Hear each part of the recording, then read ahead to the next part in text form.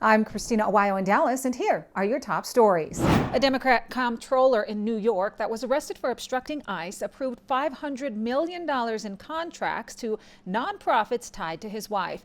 Brad Lander's wife, Meg Barnett, is the president and CEO of Nonprofit New York, which is an advocacy group for nonprofits. Lander, also a Democratic mayoral candidate, was released without charges after Governor Kathy Hochul stepped in. He was arrested after trying to stop ICE from arresting an illegal migrant following a hearing by locking arms with the migrant and refusing to let go while demanding to see a judicial warrant. Reports say that substantial contracts were funneled to organizations connected to Barnett's network, raising questions about transparency in Lander's management of the city's $100 billion budget. As comptroller since 2021, Lander oversees pension funds and conducts audits, making the scale of these approvals, $500 million, a significant point of contention. Many are now questioning if Lander's financial oversight as comptroller has been influenced by personal ties. The Democratic mayoral primary is 1 week away. FBI Director Kash Patel saying that China interfered in the 2020 election, according to FBI intelligence. Patel declassified an intelligence report that includes information that the Chinese Communist Party allegedly orchestrated a scheme to interfere with the presidential election in an effort to get Joe Biden elected. Patel saying, quote, the FBI has located documents which detail alarming allegations related to the 2020 election, including allegations of interference by the CCP. I have immediately declassified the material and turned the documents over to Chairman Grassley for further review. Patel detailed what the Communist Party allegedly did, saying the CCP made fake driver's license and shipped them into the United States for the purpose of, quote, facilitating fraudulent mail-in ballots. Patel saying the allegations were substantiated, but instead of being investigated, they were dismissed and never revealed to the public, meaning that the report exposing China's actions of creating fake voter identities for Chinese residents in the U.S. to cast fake ballots, allegedly to benefit Joe Biden, was written in 2020, but was ignored, even though officials said that CBP intercepted nearly 20,000 fake driver's licenses around the same time. However, the intelligence was dismissed within weeks of its initial reporting under the watch of then FBI Director Christopher Wray, and around the same time he testified to Congress that there were no known foreign interference plots ahead of the 2020 election. Sources say the intelligence exposing China's plan was dismissed because the FBI, under the direction of Wray, said the source of the intelligence needed to be re-interviewed. But instead of doing that, they tossed it out and put an end to any and all investigations. The report's release comes 4.5 years after the election in which Joe Biden was declared the winner. However, President Donald Trump, Republicans, and allies continue to assert that the 2020 election was stolen and are jumping on the latest report exposing Chinese interference as proof that fraud and foreign interference existed. Obama fined people for not having health insurance. Then Joe Biden made Americans pay hundreds of billions to give illegal migrants free health care, and all Republicans voted against both moves. The individual mandate under the Affordable Care Act was signed into law in 2010 and required Americans to have health insurance or pay a penalty. By 2016, the fee was $695 per person, or 2.5% of household income, whichever was more. In 2021, Democrats under Joe Biden started giving illegal migrants and those flown in through his parole programs or allowed into the country through his CBP One app free health care, costing American taxpayers between $141 and $172 billion. Democrat states like California, Oregon, and Washington expanded coverage to illegal migrants. California is estimated to spend $9.5 billion in 2024-25. Colorado's Omni Salute program and Washington's Cascade Care Cost spends about $100 to $200 million each year combined. In 2017, President Donald Trump eliminated the individual mandate penalties through the Tax Cuts and Jobs Act. Every single Democrat voted against the bill, meaning they wanted to keep fining people for not having insurance. In February of this year, Trump signed an executive order ending taxpayer subsidization of open borders, stopping federal taxpayer dollars being used on benefits for illegal migrants, and restricting federal funds from going to states that protect illegal migrants. In addition, in President Donald Trump's big, beautiful budget bill, the $600 reporting threshold for apps like Cash App, Venmo, and PayPal will be eliminated. Every Democrat in the House voted against this bill that will also extend the 2017 tax cuts. That $600 reporting threshold was introduced in the American Rescue Plan Act of 2021. passed by Democrats with Vice President Kamala Harris as the tie-breaking Senate vote.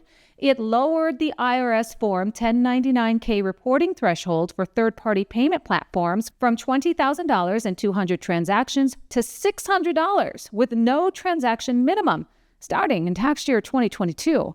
All Democrats voted in favor. All Republicans present for the vote voted against it. An investigation into the funding of ICE riots shows that 5 NGOs received $73.6 million from Gavin Newsom in state funds and $934.9 million in federal funds over a 2-year period. The NGOs that received tens of millions in taxpayer dollars are immigration-focused NGOs, primarily 501c3 charities. According to the investigation by Open the Books, they fight deportations, track and publish ICE activities, and advocate for open border policies, which the article says undermines federal immigration enforcement. These organizations include the Immigrant Legal Resource Center, $29.5 million, Immigrant Defenders Law Center, $19 million, California Immigrant Resilience Fund, $14.2 million, Coalition for Human Immigrant Rights, $7.4 million, and Central American Resource Center, $3.5 million. These NGOs also give free legal aid to illegal migrants and offer cash to illegal migrants as well, including those with criminal backgrounds. For example, the Immigrant Defenders Law Center represented illegal migrants with serious convictions like murder and domestic violence in deportation cases. According to the investigation, the Office of Refugee Resettlement under the Department of Health and Human Services also funneled significant federal grants, aka taxpayer dollars, to these NGOs. For example, the International Rescue Committee received $598 million since 2020 and another $336.9 million in 2023-24. The Open the Books investigation says that these NGOs funded by taxpayer dollars engage in politically charged anti-federal authority activities like advocating to, quote, dismantle the arrest to deportation pipeline. It also highlights public backlash like the anti-ICE riots in Los Angeles, saying organized riots are possibly fueled by these NGOs. Open the Book says they used forensic auditing and Freedom of Information Act requests while criticizing the lack of transparency in how state and federal funds are handed out to NGOs. The investigation asserts that the nonprofit status of these organizations is most likely being exploited, with taxpayer dollars supporting high salaries and political agendas rather than charitable work. New records uncovered this week reveal that a nonprofit founded by Georgia Democrat Stacey Abrams paid more than $20.2 million to a law firm run by a close friend. The payments made by Fair Fight Action between 2020 and 2023 went to Lawrence & Bundy, a firm led by Allegra Lawrence Hardy, who also helped Abrams set up 2 private businesses. Allegra Lawrence Hardy, the firm's lead partner, has deep ties to Abrams. Along with setting up those private businesses, she served as Abrams' campaign chair during her failed 2018 gubernatorial run. She left Lawrence & Bundy just before the records came to the light. The $20.2 million is a substantial amount for a nonprofit, especially one that reported $27 million in total expenses in 2022.